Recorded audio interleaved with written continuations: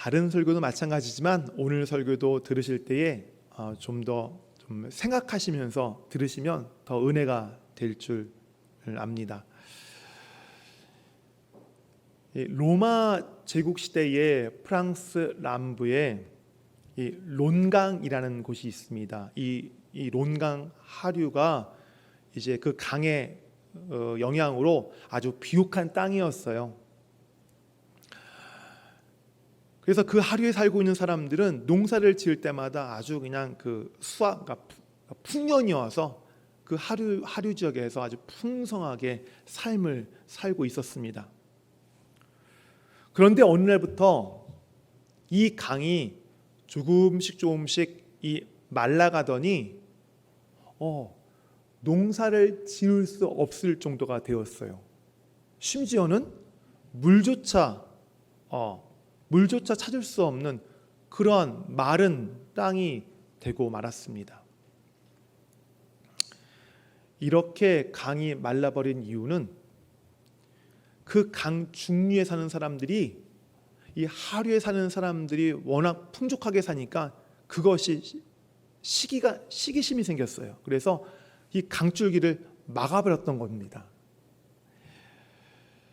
이때부터 이 강을 의미하는, 강이 영어로 뭡니까? 리버인데 이때부터 강을 의미하는 리버라고 하는 이 의미에서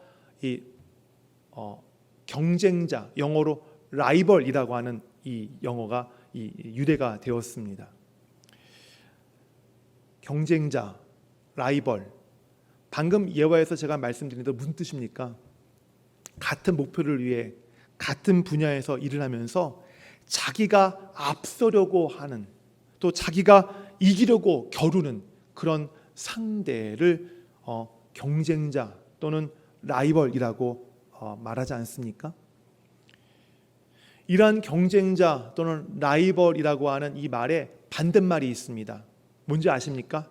오늘 1절에 나와 있는 동역자라고 하는 말입니다. 동역자.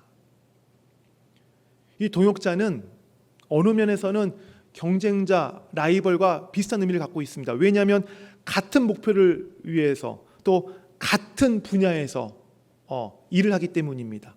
그런데 이 둘 사이에 확연한 차이점이 있습니다. 같은 목표를 위해서 같은 분야에서 일을 하지만 그 목표를 같이 달성하고 같이 성공하기 위해서 손을 잡고 같은 길을 걸어가는 사람이기 때문입니다. 그것이 동역자예요.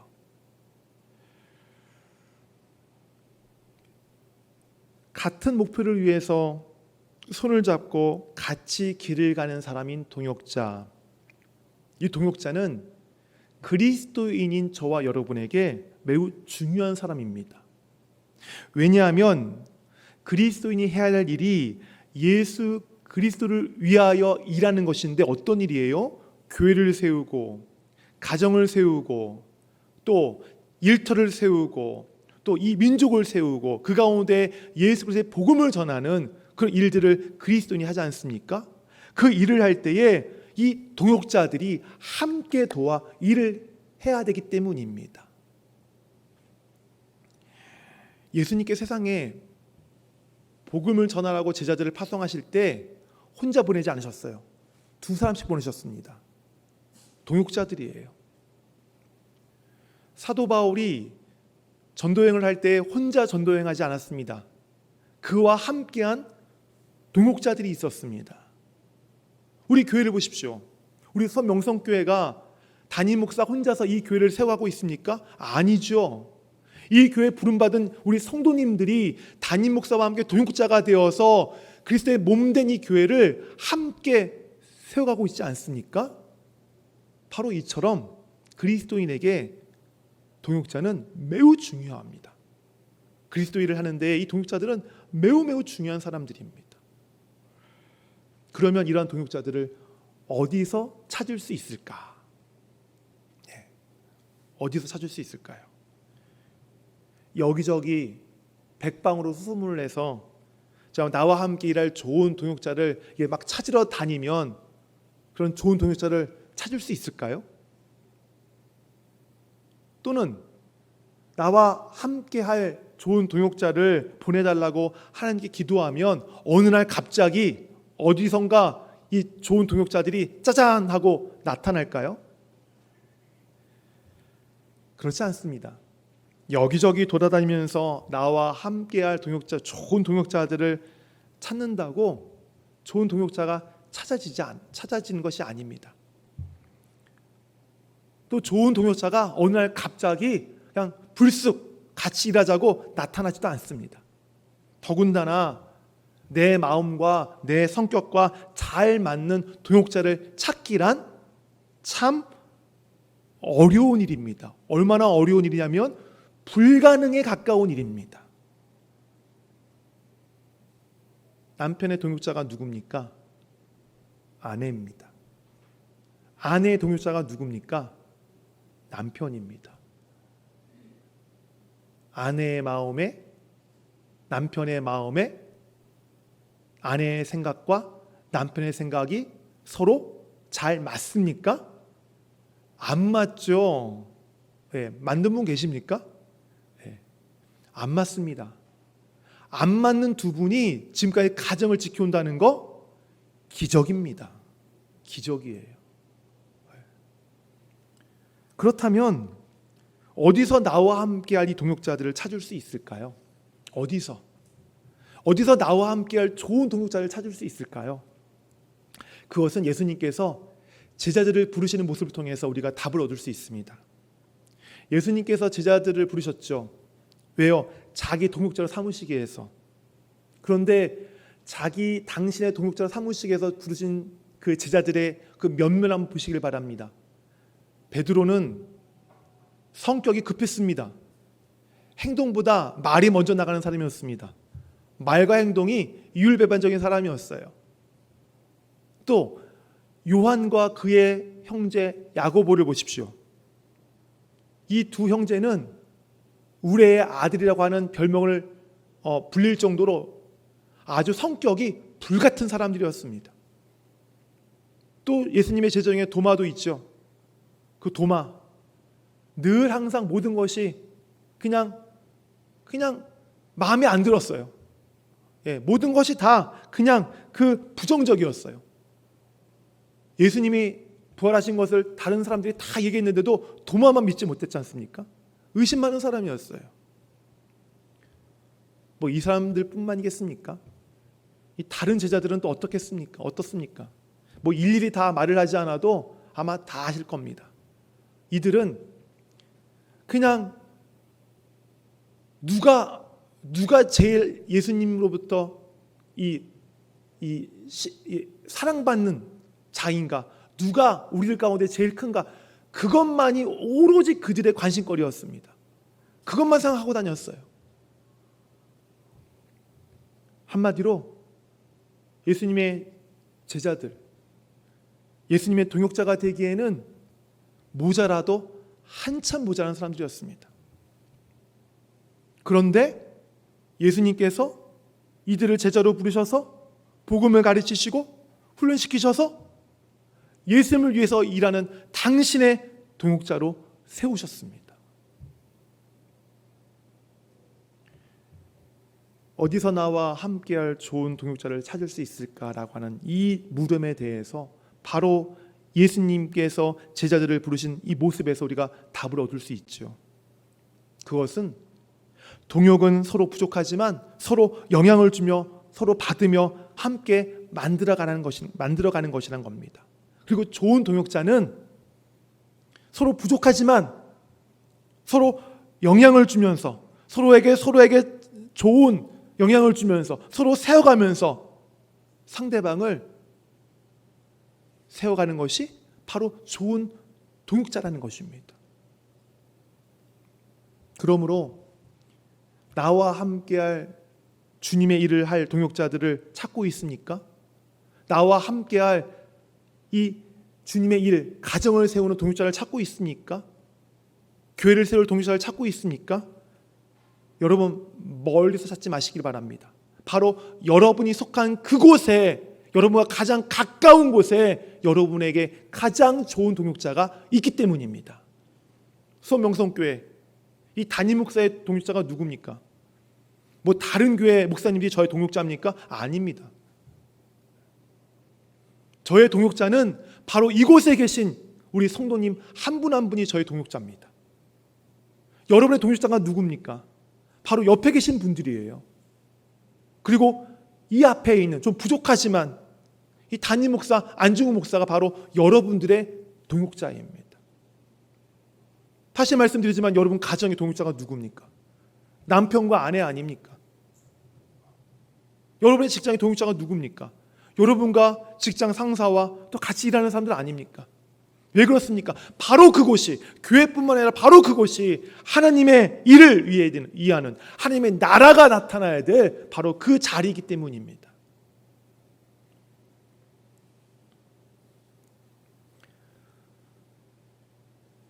나랑 가장 가까운 곳에 하나님의 나라를 세울 좋은 동역자가 있다고 말씀을 드렸어요.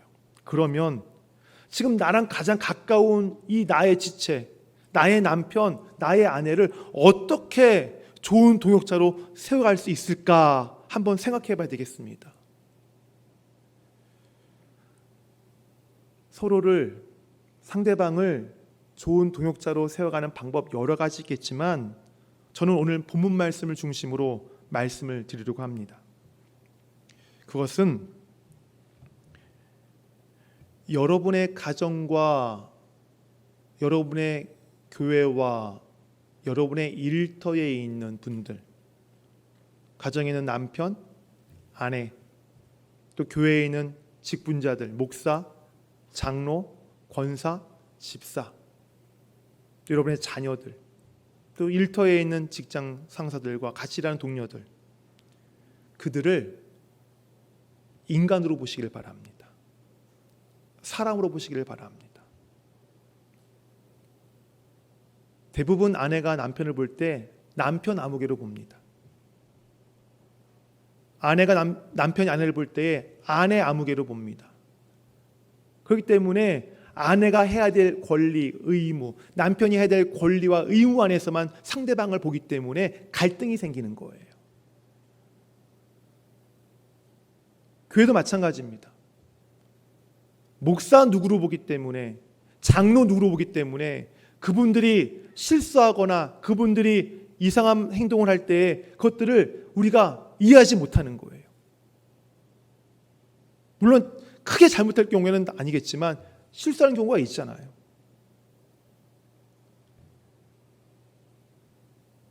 우리는 상대방을 볼 때에 외형적인 역할만을 보고 판단합니다. 맡겨진 책임을 보고 그 사람을 판단합니다. 맡은 직분을 보면서 그 사람을 판단합니다. 근데 우리는 그렇게 보면 안 됩니다. 그 사람 그 직분이 아니라 외형적인 직분이나 외형적인 역할이나 책임이 아니라 바로 그 뒤에 있는 인간 아무개, 인간 내 남편, 인간 내 아내로 상대방을 바라봐야 합니다. 그것이 내 지체, 내 아내, 내 남편을 나와 함께할 좋은 동역자로 세워가는 첫 번째, 첫 걸음이에요.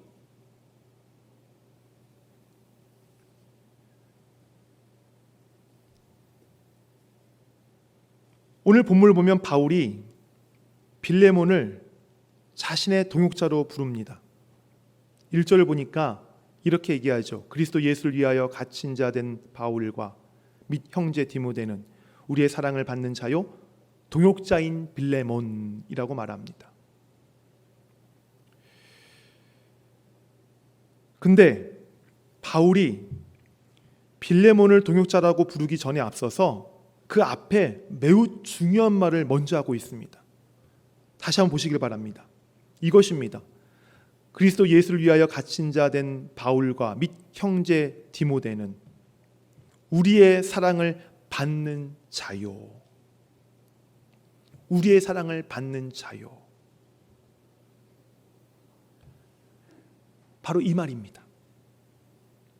빌레몬은 사도 바울과 믿는 사람들로부터 사랑을 받는 사람이었어요. 빌레몬은 복음을 위해서 자기의 집을 오픈했고요. 그 집을 교회로 드렸고요. 그 집에 성도들이 예배할 수 있도록 온갖 배려를 했던 사람입니다. 뿐만 아닙니다. 빌레몬은 그 자기 집을 지나가는 전도 순례자들에게 그리고 나그네들에게 오픈해서 그들이 머물다가 갈 수 있는 그러한 일들을 했던 그런 선한 사람이었습니다. 근데 이런 상황이 어떤 상황이었냐면 그 기독교가 핍박을 받는 상황이었어요. 그리스도의 도가 핍박을 받는 상황이었습니다. 이런 가운데 그런 상황 속에서 빌레몬이 이렇게 교회를 자기 집을 교회로 내어드리고 성도들을 섬기고 또 전도 순례자를 섬기는 그것은 너무나 어려운 일들이었어요. 여러 가지 난관이 있는 그런 일들이었습니다. 쉽지 않은 것이었습니다. 바울은 그런 빌레몬에게 이렇게 말합니다. 우리의 사랑을 받는 자요. 우리의 사랑을 받는 자요. 왜 바울은 빌레몬이 동역자임에도 불구하고 동역자는 이름을 나중에 이해하고 우리의 사랑을 받는 자요라고 빌레몬에게 이야기하고 있을까요? 그것은 인간 빌레몬을 이야기하기 때문입니다. 아무리 신실한 삶이라 할지라도 자기의 집을 괴로 내놓고 성도들을 섬기고 자비랑으로 모든 것들을 하는데 힘이 안 들 수 있겠습니까? 물론 기쁨으로 하지만 때로는 어려움을 겪을 수도 있고 때로는 힘듦을 겪을 수 있고 그런 핍박 가운데에 여러 가지 장애물들을 만날 수 있는 그런 일들을 겪지 않습니까? 그런 일 때문에 빌레몬 마음 가운데 얼마나 힘듦이 있겠습니까? 힘듦이 있겠어요. 바울은 바로 그런 힘들어하는 빌레몬, 인간 빌레몬에게 바로 우리의 사랑을 받는 자요라고 칭찬하면서 빌레몬의 그 마음의 힘듦, 수고와 헌신과 그 노력을 지금 위로하고 있는 것입니다. 이해하고 있는 거예요.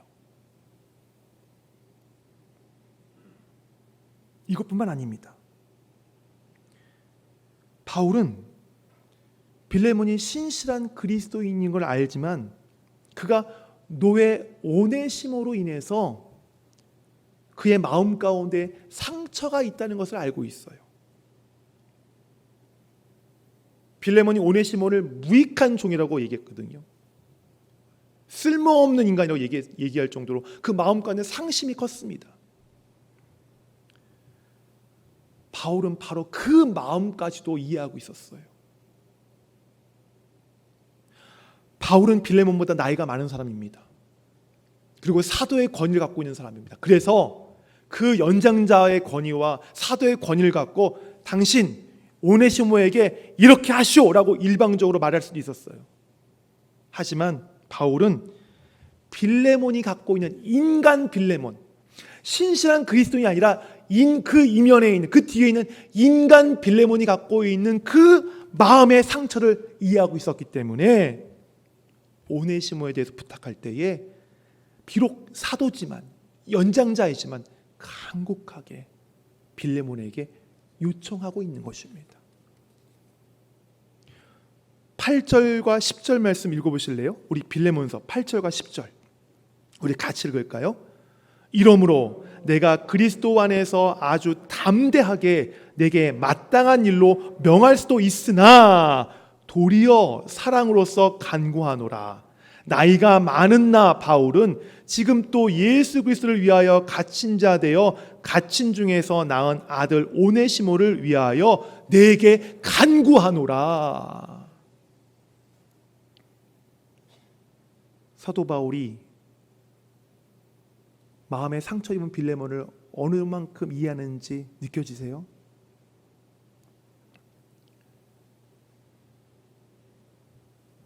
이렇게 바울은 동역자이기 전에 인간 빌레몬의 마음을 먼저 이해했어요. 여기서 상대방의 마음을 이해했다라고 이 말은 단지 상대방의 감정과 상대방의 생각만을 이해했다는 것이 아닙니다. 물론 이런 것도 필요하지만 지금 빌레몬의 마음을 먼저 이해했다라고 하는 이 의미는 사도 바울이 빌레몬에게 말한 것에서 표현된 것처럼 그가 갖고 있는 그의 상처받은 내면 그것까지 이해했다는 의미입니다.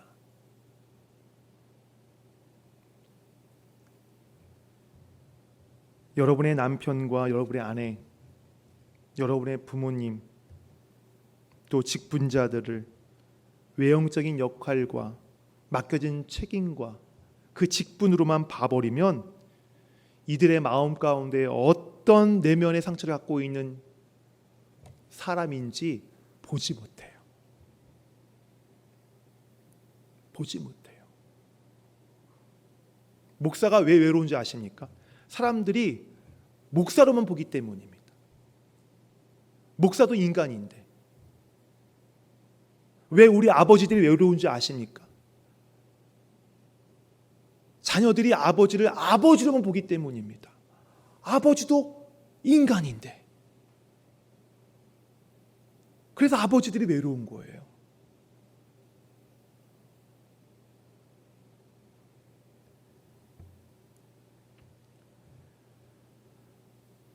만약 바울이 빌레몬을 동역자로만 보았고 신실한 그리스도인만 보았다면 빌레몬에게 있는 그 어려움과 그 상처를 바울은 깨닫지 못했을 겁니다. 발견하지 못했을 것입니다. 이런 의미에서 이 바울은 상처 입은 내면의 마음을 가진 인간을 이해하는 아주 탁월한 사도였던 것 같아요.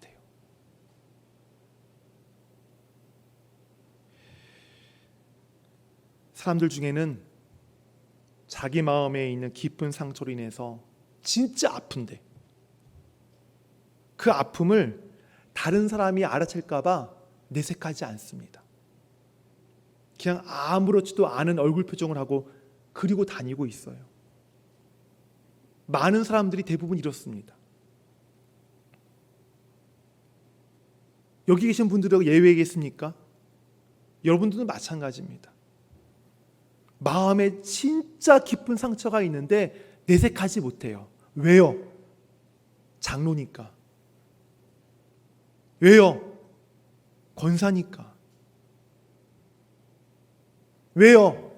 체면 때문에. 자존심 때문에. 앞에 있는 내 안에 있는 그 상처들을 내색하지 못해요. 그냥 어금니를 꽉 깨물고 아무 일도 없었다는 것처럼 그러고 그렇게 생활을 해요. 그렇게 사는 것이 익숙해져 버렸어요.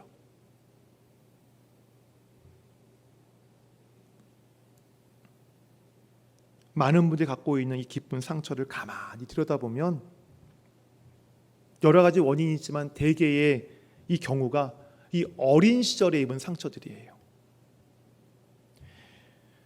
존 브래드쇼라고 하는 이 가족 치료사가 쓴 이너 차일드라고 하는 책에 보면 이 어린 시절에 상처 입은 그 모습을 이렇게 얘기합니다. 상처 입은 내면 아이라고 말합니다.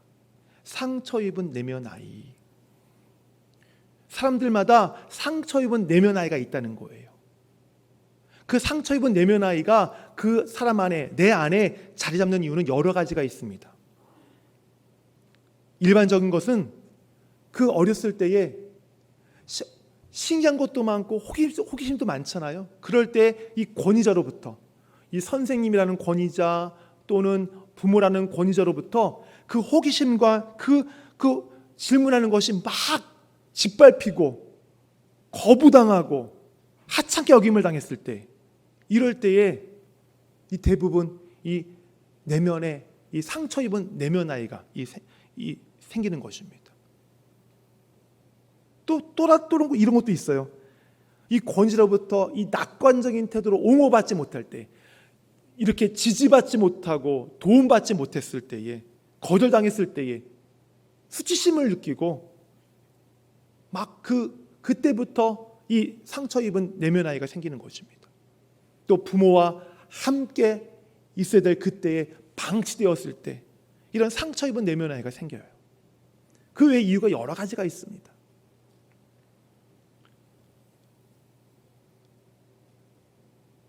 과거의 일인데 그게 대수겠어? 아닙니다.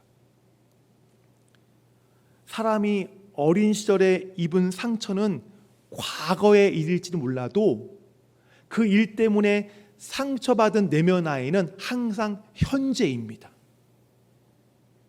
항상 내가 안고 다녀요. 내 안에 항상 나와 같이 다녀요. 그래서 저처럼 사람들에게 말씀을 전하는 목사들 같은 경우, 교회와 성도를 잘 섬김으로 인해서 존경받는 우리 직분자들, 배려심 많고 자상한 아버지, 헌신적이고 인내심 많은 어머니, 그런 분들이라 할지라도 그분들 마음 가운데 바로 상처 입은 내면 아이가 자리 잡고 있어요. 한번 곰곰이 한번 생각해 보세요. 내 마음에 상처 입은 내면 아이가 어떤 모습인가 한번 곰곰이 한번 생각해 보세요.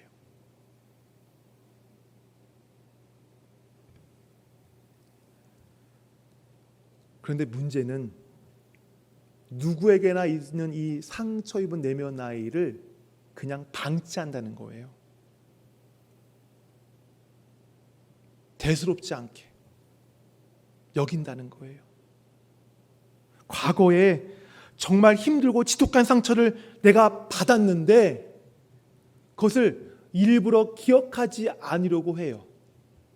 일부러 잊어버리려고 해요. 그래서 그냥 대충 덮어놓고 시간이 지나서 그 기억이 희미해지면 아, 내가 과거의 그 상처로부터 극복되었구나 라고 믿어요. 하지만 이것은 우리의 오해예요. 상처 입은 내면 아이는 그렇게 다뤄지는 것이 아니에요. 그렇게 해서 달래지는 것이 아니에요.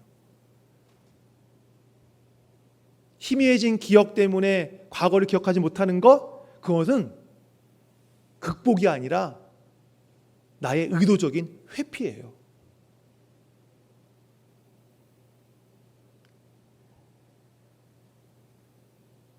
오히려 자신 안에 있는 이 상처 입은 내면 아이를 그냥 내버려 두면 그 아이가 더 크게 소리집니다. 여러분, 우는 아이 한번 놔둬보세요. 더 그 아이를 달래지 않고 놔두면 막 더 크게 소리치죠. 더 때를 쓰잖아요. 마찬가지예요. 여러분 안에 있는 상처 입은 내면 아이를 그냥 놔두면 이 아이가 더 크게 소리쳐요. 더 크게 반응해요. 그래서 정말 아무 일도 아닌데 어떤 특정한 일이나 특정한 사건이나 특정한 장소에 가면, 특정한 상황에 거하면 비정상적으로 반응을 보여요. 심하게 울기도 하고, 심하게 소리치기도 하고, 분노하기도 하고, 지나친 반응을 보여요.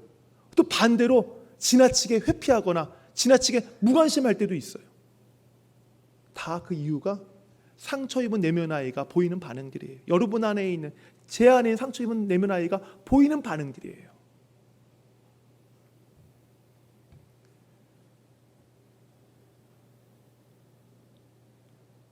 이런 일들이 바로 가까운 가족 관계에서 일어납니다. 부부 관계, 부모와 자녀 관계, 형제 관계.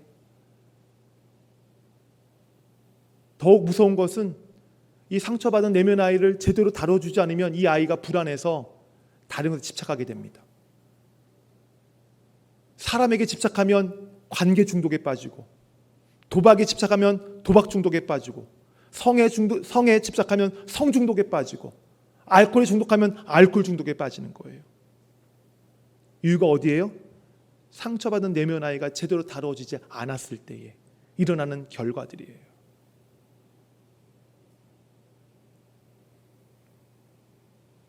그래서 사람은 그 안에 아프다고 지금 울고 있는 상처받은 내면 아이를 잘 치유받아야 합니다. 먼저는 내 안에 있는 상처 입은 내면 아이가 어떤 아이인지 직면해야 돼요. 그 아이가 왜 내 안에 지금 울고 있는지, 왜 보채고 있는지, 왜 고통스러워하는지, 그 이유가 무엇인지를, 그 상처의 원인이 무엇인지를 지금 면밀히 잘 깊이 생각해 봐야 합니다. 그런데 이것은 제가 도와줄 수 있는 문제가 아니에요. 이것은 전문 상담가를 찾아가셔야 됩니다.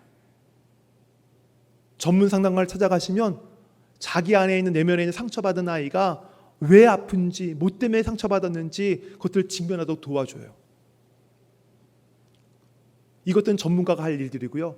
저와 여러분이 상처 입은 나의 상대방을 위해서, 나의 남편을 위해서, 나의 아내를 위해서 할 수 있는 일이 있어요. 그것은 바로 여러분들이 그들을 위로하고 보듬어 주는 거예요. 위로하고 보듬어 주는 거. 상처 입은 그 아이를 품고 있는 그 상대방에게 힘내, 화이팅! 그런 말이 아니라 지금은 좀 어때? 좀 괜찮아졌어? 야, 네 마음 그런데, 네 마음의 상처가 그런데 여기까지 오느라 참 수고 많았다. 참 고생했다.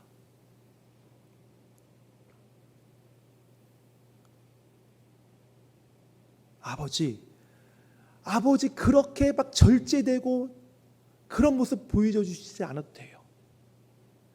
잠시 흐트러진 모습 보여주셔도 돼요. 그러한 위로와 격려와 이해와 다독거림, 그것이 우리가 상처 입은 우리 지체들에게, 내 아내에게, 내 남편에게 우리가 할 수 있는 거예요. 예수님께서 말씀하셨죠. 수고하고 무거운 짐진 자들아, 다 내게로 오라. 내가 너희를 쉬게 하리라. 이 말씀이 무슨 말씀이에요? 우리가 지고 있는 그 짐, 누구 때문입니까? 나 때문이잖아요. 내 죄 때문이잖아요. 내 죄 때문에 그 무겁고 무거운 짐을 내가 짊어지고 있는데, 내가 그 짊어지고 있는 그 짐을 짊어지고 있는 나를 향해서 그거 네 책임이야, 네 잘못이야 라고 책망하거나 정죄하지 않으시고, 비록 내 책임이지만, 내 죄지만, 내 죄 때문에 내가 짊어진 짐이지만 그것을 보시고 안타까워하시고 그것을 이해하시고 그것을 완전히 벗겨주시기 위해서 우리에게 주시는 우리 하나님의, 우리 예수 그리스도의 그 사랑의 말씀 아닙니까? 우리는 예수님이 아니기 때문에 우리 지체, 내 배우자의 그 상처 입은 내면 아이의 그 아픔을 온전히 다 치유해 줄 수 없습니다. 하지만 예수님께서 하셨던 방법대로 그거 당신 책임이잖아. 그거 부모님 때문이잖아요 라가 아니라 왜 그럴 수밖에 없는지 그 마음을 이해하고 그 마음을 보듬어주고. 힘드셨죠? 너무 수고하셨어요. 그런 그분의 상대방의 마음을 보듬어주는 그 예수님 닮은 그 긍휼의 마음, 사랑의 마음, 그 마음을 우리는 그들에게, 내 배우자에게 해줄 수 있는 것입니다. 여러분들이 이렇게 여러분이 함께 하나님 나라를 세워갈 그 상대방에게 이런 격려와 이해가 있을 때에 바로 그 상대방에 있는 내면의 상처가 예수 그리스도 안에서 점점 치유해져 가면서 여러분의 좋은 동역자로 세워지게 될 것입니다. 미국 캘리포니아 해안 일대와 그리고 이 뉴질랜드에 있는 이 나무 가운데에 우리나라 삼나무와 비슷한 나무가 있는데 레드우드라고 부릅니다. 레드우드. 저는 안 가봤는데 이 사진으로 봤는데 그 미국 레드우드 국립공원이 있어요. 이 레드우드 말 그대로 이 나무 껍데기가 약간 불그스름한 그런 색깔을 띠고 있는 나무입니다. 이 가서 보신 분은 아시겠지만 이 레드우드라는 나무의 높이가 보통 100m 이상입니다. 상상이 가십니까? 100m 이상이에요. 그 나무가 100m 이상이니까, 높이가 100m 이상이니까 그 나무의 나무 뭐라 그럽니까? 나무 줄기? 예, 나무 둘레는 어마어마하겠죠. 어른이 몇 사람이 가서 손을 맞잡아야 겨우 닿을랑 말랑한 그런 어마어마한 이 크기를 갖고 있는 나무입니다. 이 나무의 수령이 2500년에서 3000년을 산다고 합니다. 어마어마하죠. 2500년에서 3000년.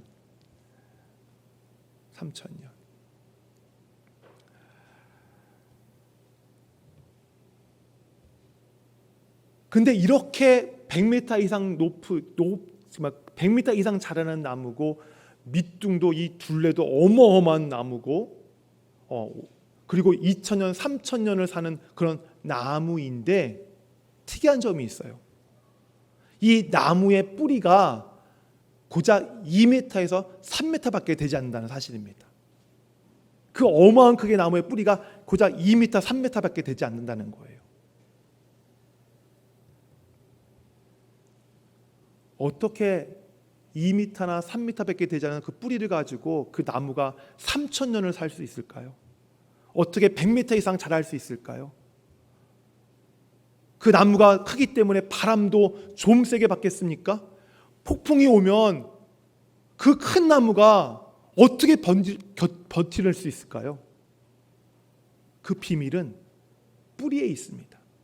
비록 2m, 3m밖에 안 되는 짧은 뿌리지만 이 뿌리들이 옆에 있는 다른 레드우드 나무의 뿌리들과 서로 엉킨대요. 서로 연결이 된대요. 그래서 그 주변은 그 뿌리가 얽히고 설켜가지고 그게 쫙 그 뿌리로 그 나무들이 서로 지탱해 주는 거예요. 영양분도 그 뿌리들이 빨아서 필요한 나무가 가져가고 또는 다른 나무에게 주기도 하고, 아무리 거센 폭풍이 불어와도 그 뿌리가 서로를 다 잡아주고 있기 때문에 나무가 넘어질 일이 없습니다. 쓰러질 일이 없어요.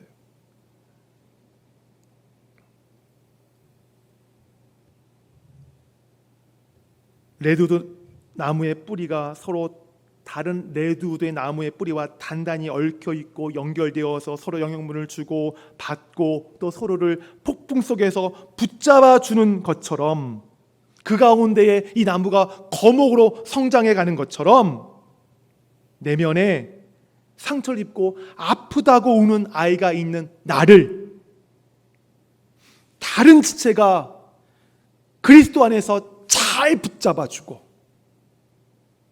또 내면 안의 상처 때문에 아파하는 그 지체를 내가 그리스도 안에서 그를 잘 붙잡아 줄 때에 서로 좋은 동역자로 성장해 갈 수 있는 것입니다. 예수 그리스도를 위해서 함께 일을 하는 동역자는 멀리지 않습니다. 여러분 가까운 곳에 있습니다. 너무나 가까운 곳에 있어요. 그들을 나의 좋은 동역자로 세워가려면 그들의 내면에 있는 상처를 먼저 이해하시기를 바랍니다. 그리고 그것을 보듬어 주시기를 바랍니다. 우리는 각자의 내면에 우는 아이를 안고 사는 사람들이에요.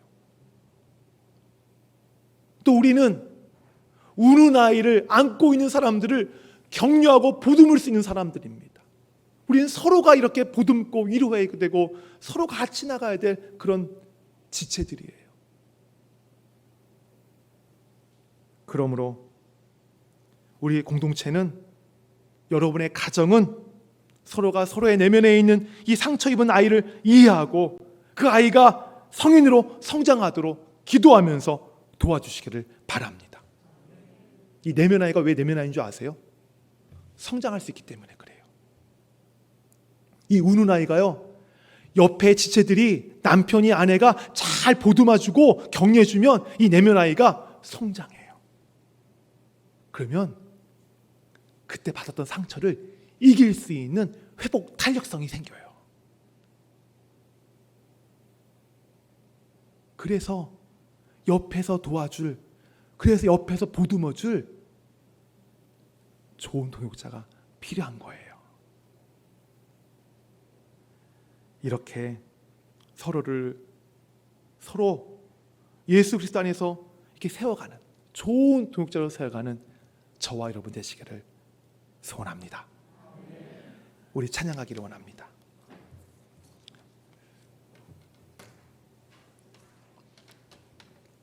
여러분 안에 있는 우는 아이 때문에 나는 아닌데, 이 우는 아이 때문에 참 만나는 상황, 만나는 사람, 만나는 일들마다 정말 괴롭고 힘들고 아파하고 고통스러워했어요. 바로 내 안에 있는 우는 아이 때문에 그래요. 이 우는 아이 때문에 내가 정말 세상을, 말씀을, 하나님을 내가, 그리고 부모님을, 아내를, 남편을 있는 그대로 보고 싶은데 내 안에 있는 우는 아이 때문에 그것이 제대로 보이지 않았어요. 내 상처 때문에 그 보는 것마다 다 굴절돼서 보였어요. 우리 찬양을 통해서 주님, 내 안에 우는 아이가 있어요. 주님, 내 안에 아파하는 아이가 있어요. 내 안에 이 우는 아이, 아버지 다뤄주세요. 달래주세요. 그 아이가 입고 있는 나의 그 모습, 하나님 그 상처를 주님 낫도록 치유해 주세요. 오늘 찬양을 하면서 우리 하나님께 간구하는 자리가 되길 바랍니다. 찬양하시겠습니다.